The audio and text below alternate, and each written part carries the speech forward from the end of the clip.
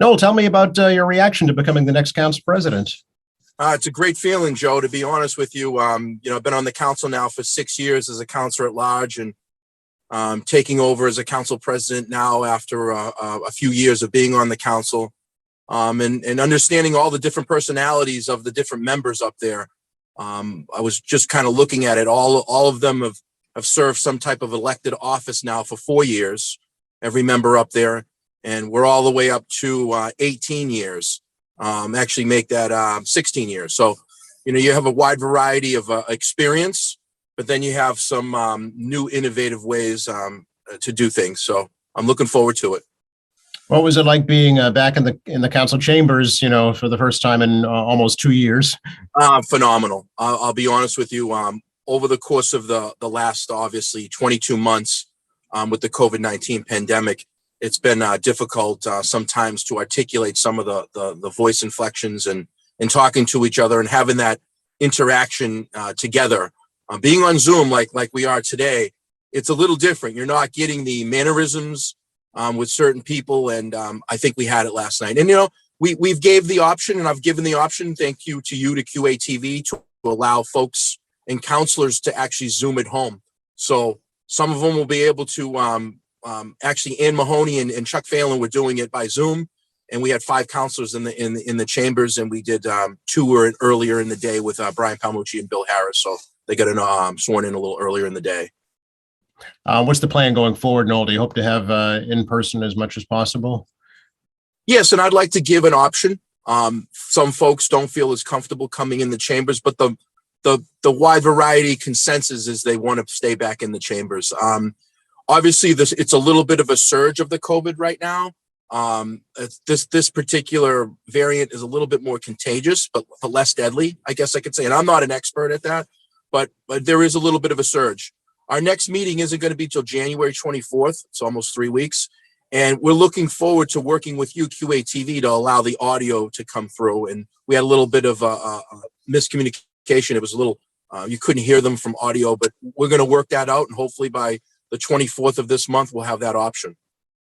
So you spelled out a few priorities last night, the public safety complex, the special education center. What do you think are some of your biggest challenges going forward this year? Some of the biggest challenge, I think, obviously, is getting through this COVID-19 pandemic. It has definitely given a hiccup, and it's set back our businesses, our restaurants. They need to be able to survive, Joe. And I don't want to talk about a shutdown, but if you have another shutdown, these folks are not going to be able to survive. And folks are always complaining in the city about these blight properties and restaurants closing. And what can the city do to provide these services so they stay, active and continue to be prosperous? And sometimes we have no control over that. The way the world is running today, we almost have zero control. And folks, you got to understand that we're trying to keep these restaurants open, but if they close, and they have the right to sell it, sometimes these blight properties become buildings. And unfortunately, I don't want that, but it's the reality of the market-driven thing. So I think the biggest challenge that we have facing forward is to make sure that we have, keep the, I guess they call it the harmony of the neighborhood, the complexity, the image, and not do too much construction. But there's a lot of blight properties out there, Joe, and if they're sitting out there for a couple of years, and you're driving by that property going, there used to be something over there, but it's not developed. A developer is going to find that and buy it. And we live in America. This is they can almost do what they want to do by right. So we have to. That'll be a challenge. And then obviously what has happened. I hate to say this is they've printed a lot of money. And it's caused some type of inflation. Well, things go up, costs go up, materials go up, construction costs go up. So I think our biggest challenge is how to get the proper funding in for a lot of the projects moving forward. They're going to cost more. I'll be honest with you. And, and also on top of that is cost of living goes up.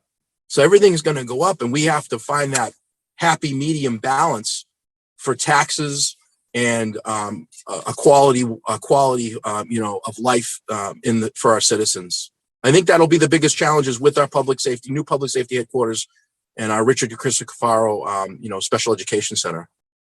Going forward, Noel, how about committee assignments? How are you going to handle that now going forward? Right now, the three committee assignments for the big three, obviously finance, we have Chuck Phelan. Oversight, we have Dave McCarthy.